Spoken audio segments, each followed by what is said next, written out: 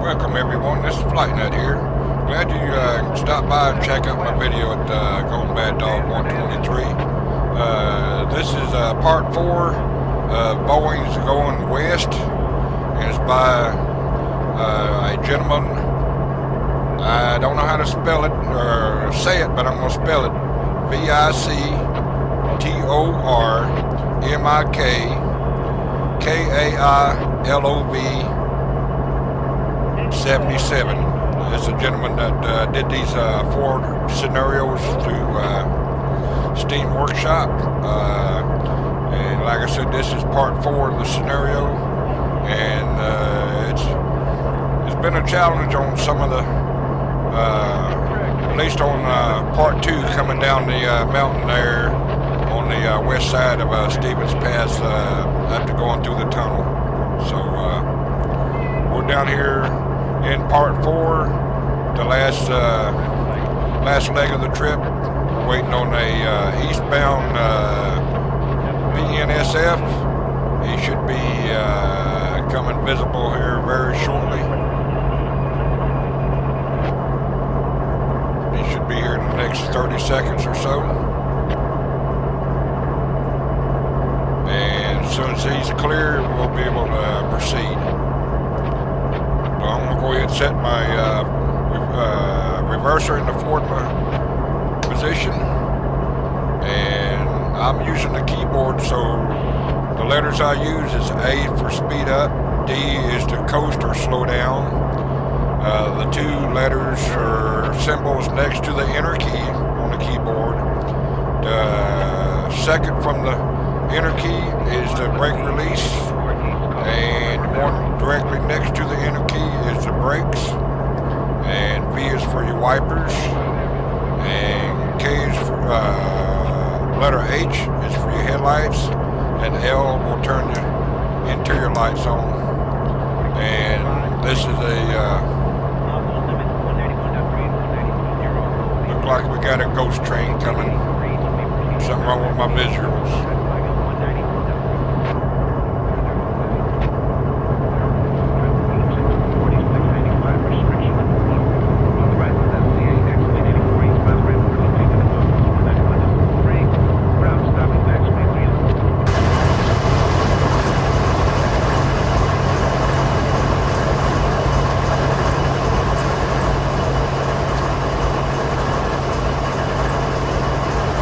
Check in on that. We're going to go ahead and do this part 4 anyway.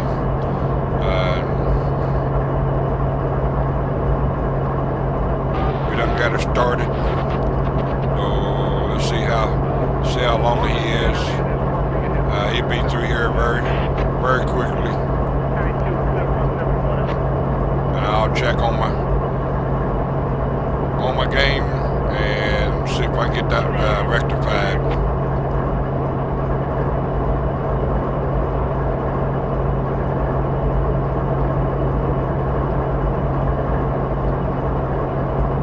Maybe somebody knows something about this, so can leave a comment on my YouTube channel at Going Bad Dog 123, and I'll get the situation rectified. I did a verify integrity, so all my things loaded up, so all files verified, so I don't know what else I can do, but I will check in on it.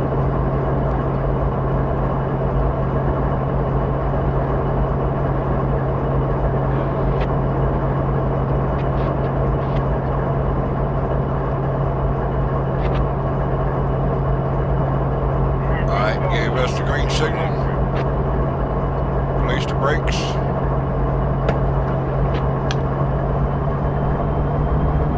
I normally start out at least with number 12 to get me started. Brakes are released. Zoom out here a little bit.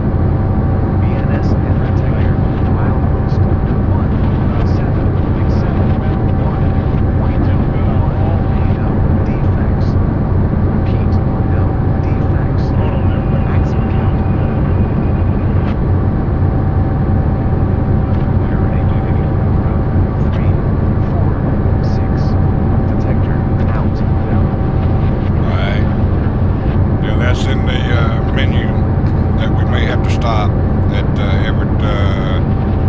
Everett Track 3 Junction West. We got 11 miles to get to there, so.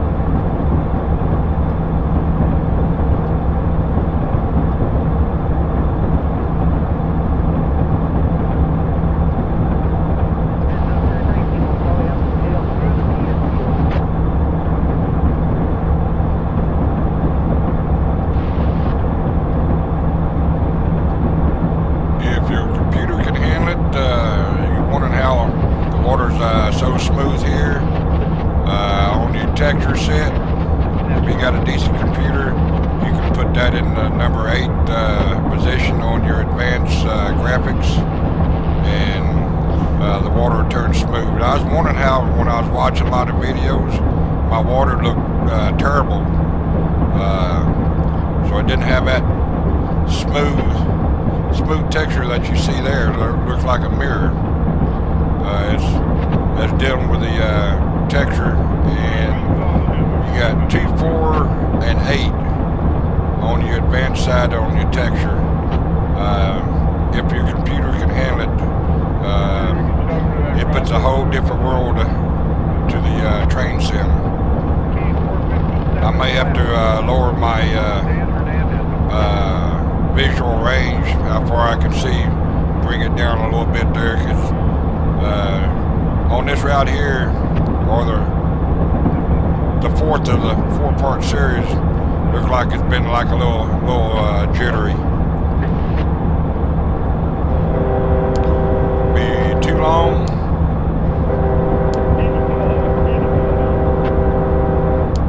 One short, one long.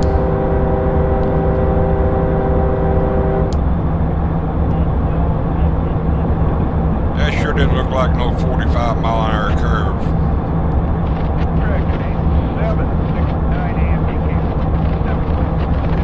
Too bad they don't show that little airplane taking off. That's over at that little airfield. It'd be kind of neat. At least show them taxiing around instead of just sitting there.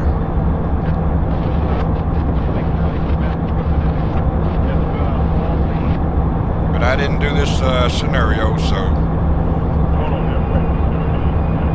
I gave his name at the beginning of this part 4 here, so you can find his scenarios under his name in the Steam Workshop.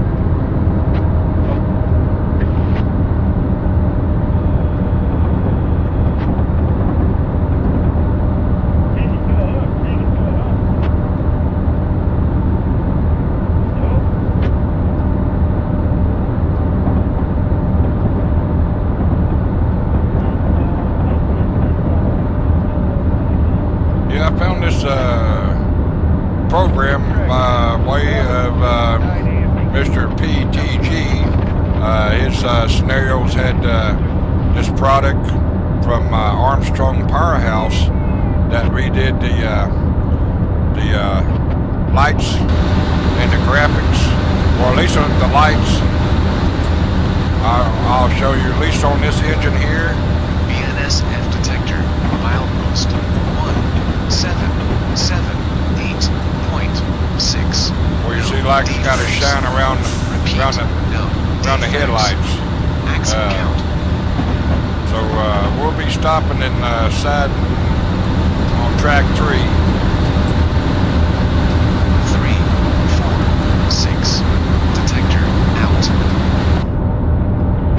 Alright, we'll switch here. We're going to go in the hole and stop in 3 3/4 miles.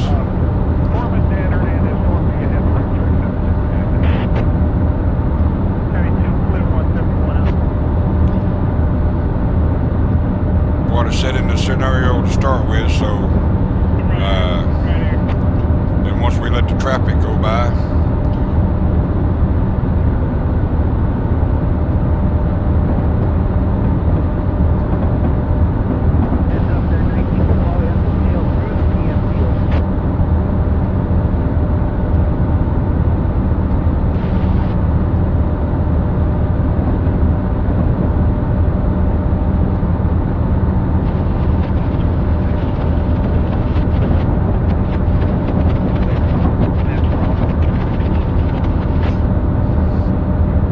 big that siding is, but we can take a look at it.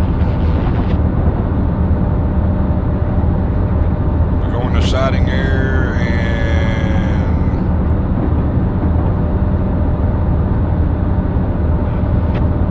and it's pretty good along the siding. So we should have no problem getting our whole length of the train in there.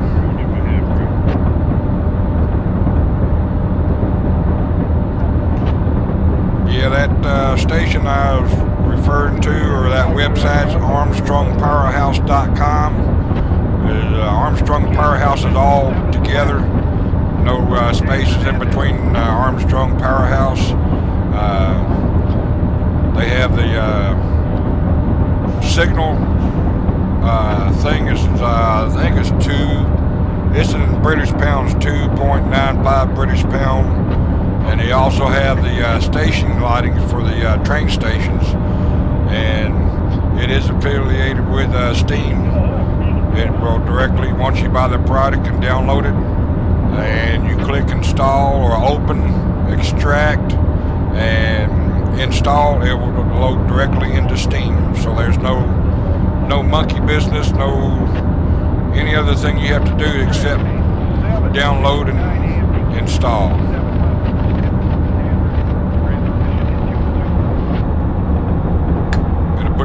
Like I said, it'll put directly into Steam.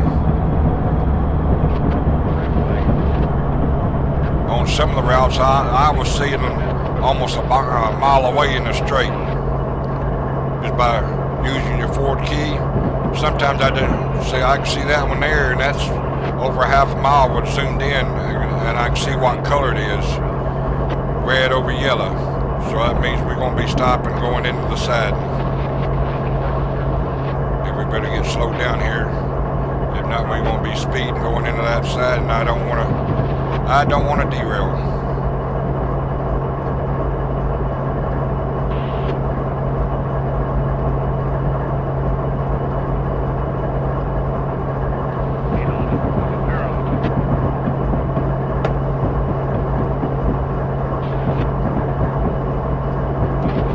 Still at a quarter of a mile away, I can still see it's nice and clear.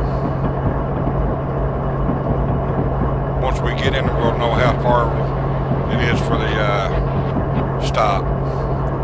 And we got a side crossing coming up.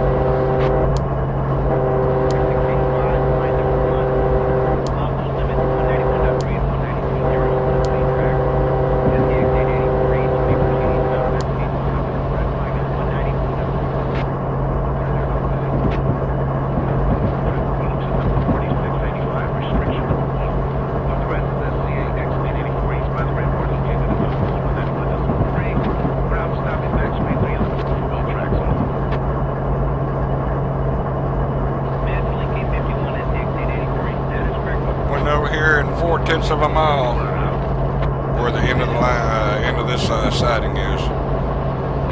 Mile and a half.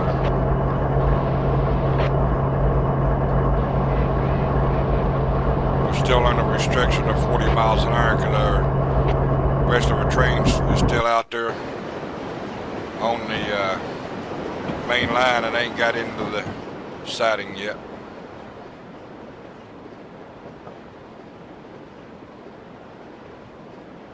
Getting close though.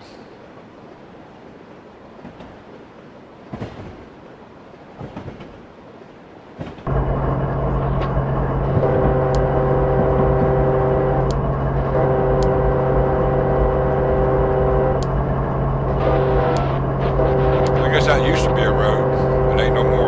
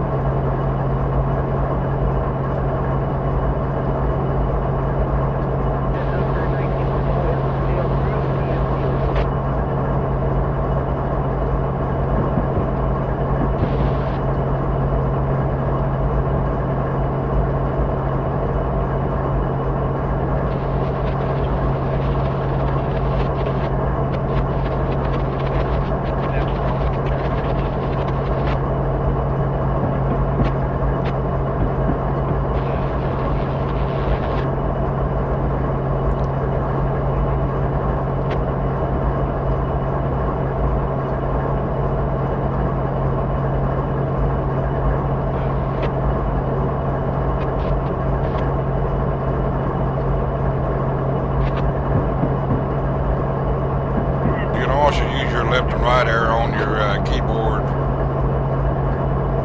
to jump over to the left side of the so we'll be stopping in 3/4 of a mile, so we're going ahead bridge start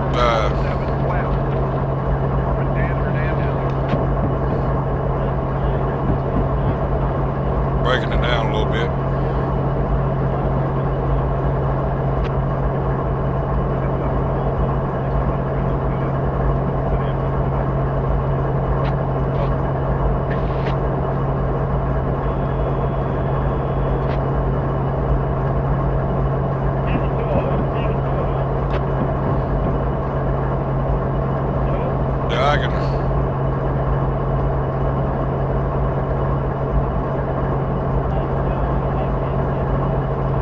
Can't tell which one's mine down there.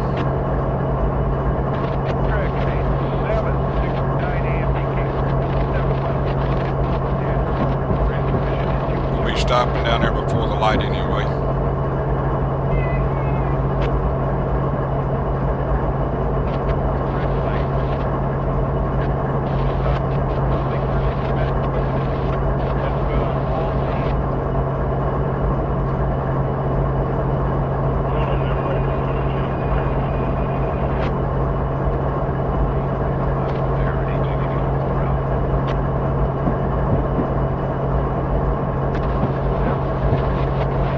Signal at an angle is hard to see it.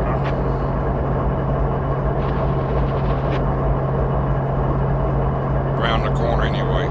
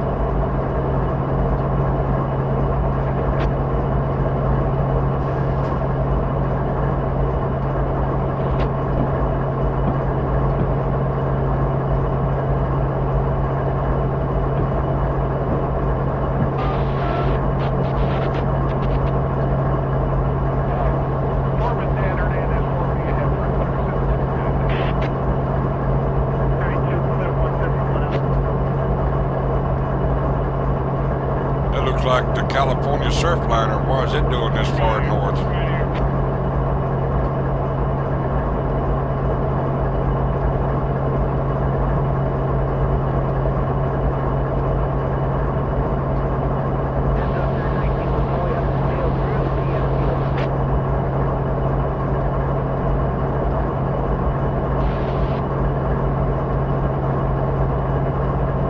Well, it doesn't actually say California, but it says Surfliner.